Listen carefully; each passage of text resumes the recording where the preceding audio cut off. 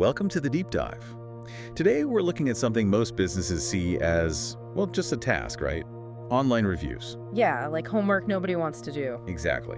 But what if I told you ignoring them is like leaving a huge back door open, potentially costing tens of thousands every year? It's a paradox, isn't it? Yeah. You pour money into marketing. Only to have customers bounce because of a bad review you never even saw, or worse, ignored.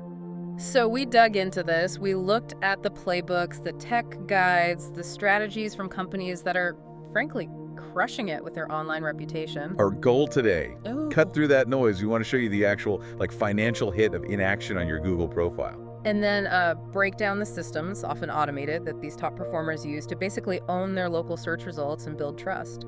Think of this as your shortcut to getting a handle on this. So let's dive in. Okay, first things first.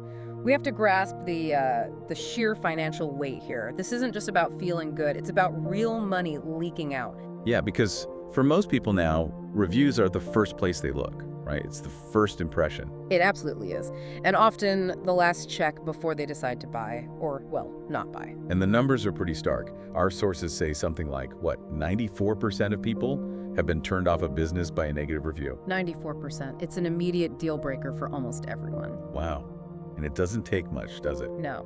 The data suggests that after just 4 negative reviews, you could lose up to 70% of potential customer. 70%. Yeah. That's huge. It's like a cap on your growth you didn't even know was there. Exactly. And that $45,000 figure you mentioned earlier. Yeah, that one caught my eye. For a business doing maybe $500,000 in sales, a 1-star drop could mean losing $45K a year.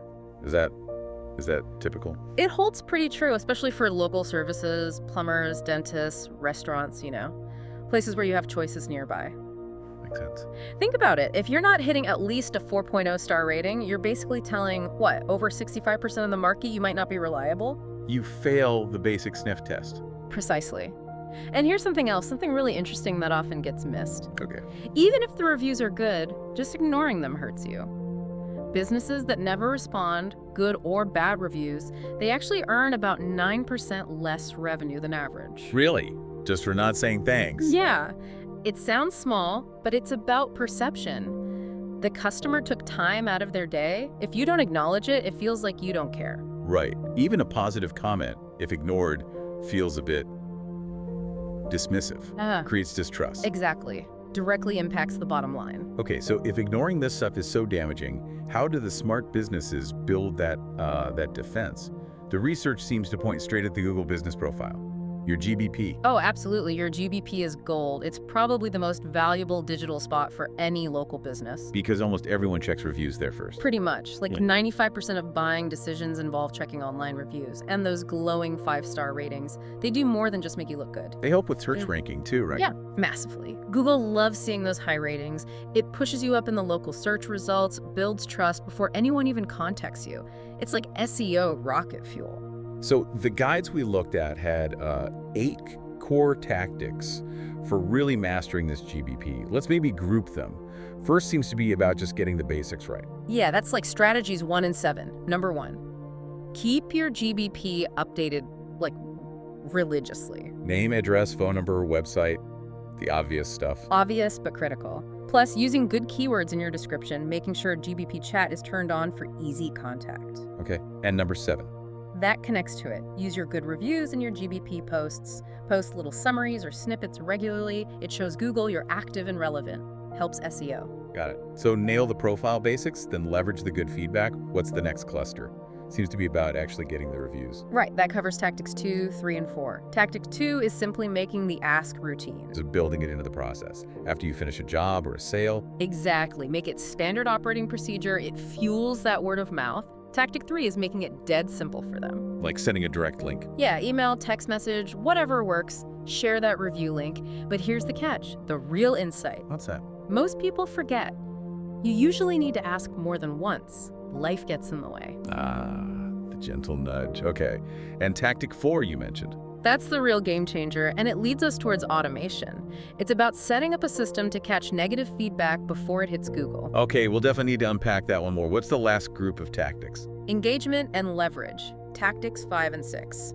Number 5 is huge and frankly, bafflingly underused. Which is? Respond to.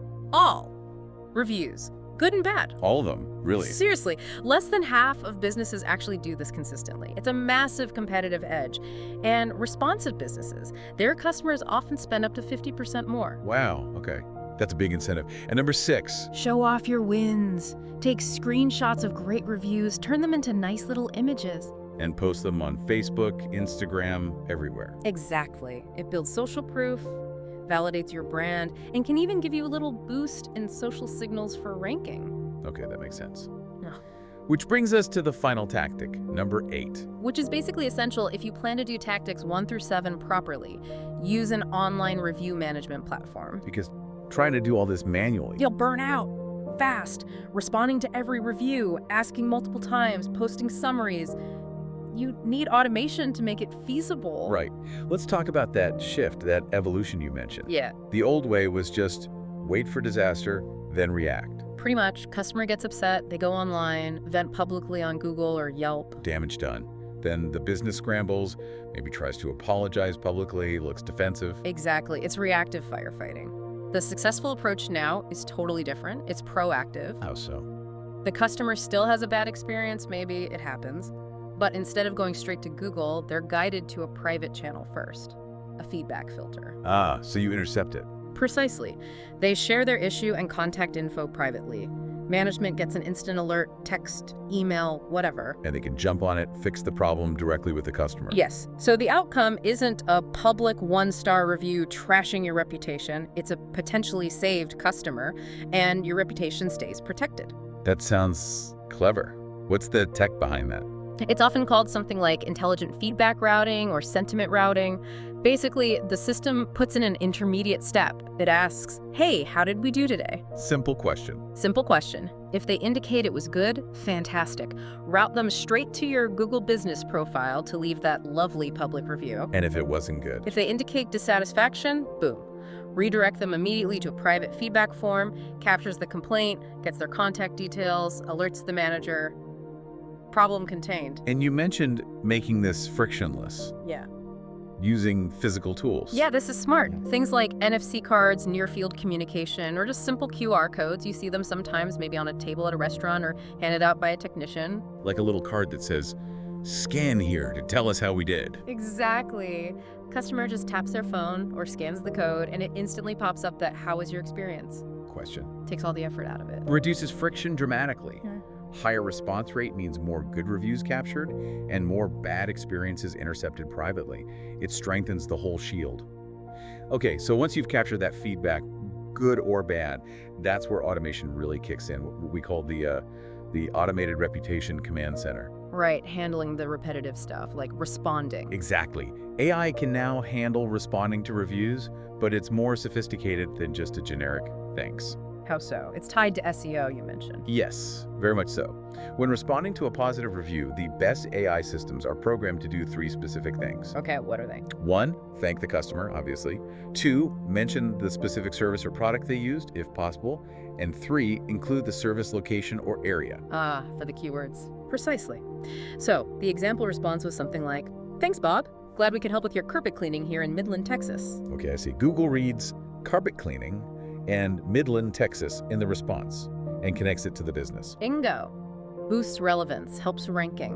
And the AI does this instantly, 204/7, tailored to the brand's voice for every single positive review. No forgetting, no typos. That's pretty powerful. But the AI toolkit goes beyond just responses, right? You mentioned coaching. Yeah, the AI review coaching agent. This is cool. It analyzes all the feedback, looks for trends, understands the sentiment. And tells you what needs fixing in the actual business. Basically, yeah. It generates simple weekly email reports saying, hey, lots of comments about wait times this week, or people love this specific employee. Actionable insights. Like having a data analyst on staff. Pretty much, yeah. Saves management hours, prevents human error. It just makes the whole process manageable. And for businesses really looking to optimize, there's even more advanced stuff. AI voice agent. We're seeing that emerge, yes. AI inbound voice agents that act like a virtual receptionist. Answering calls you miss. Exactly. 247 coverage. They can answer basic questions from a knowledge base, take messages, capture lead info, ensures you never lose a lead just because you couldn't pick up the phone. Wow. And other tools. Things like missed call text, back, you miss a call, an SMS goes out immediately saying, "Sorry, we missed you. How can we help?" Or AI chatbots on the website that actually capture contact details. Not just answer questions, but grab the lead. Right. And even AI voice outbound booking someone fills out a web form, and the AI actually calls them almost instantly to schedule an appointment. Okay, that's moving way beyond just managing reviews. That's turning reputation into a full-on revenue generation system. That's the goal. It becomes an engine, not just a defense. Let's address something that might be nagging at some listeners, though. This intelligent feedback routing. Steering unhappy people away from Google. Is that ethical? Is it gaming the system? It's a really important question, and I think the distinction comes down to manipulation versus communication. Okay. Is the goal to hide bad service? Or is it to open a better channel for communication and problem solving? This strategy is about the latter. It's damage control, not damage hiding. Because Google doesn't let you just delete bad reviews anyway. Yeah. Right. You can't just zap them. Google's policy is clear.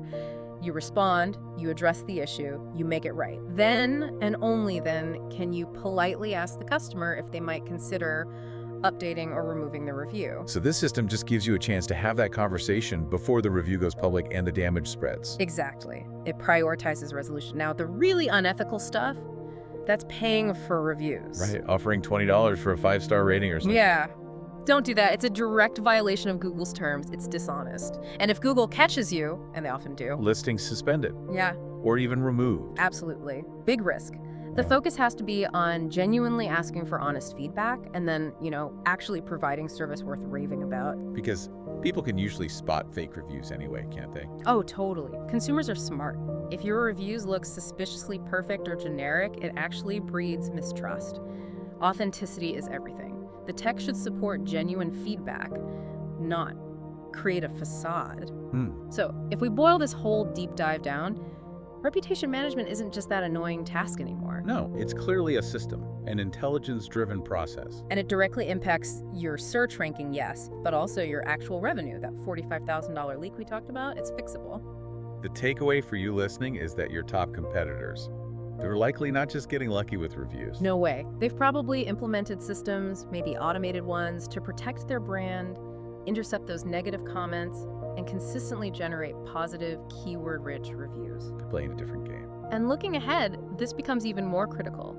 Think about AI search, ChatGPT, Gemini, these large language models. You're becoming the new starting point for discovery, aren't they? Increasingly, yes. And how do they decide which business to recommend?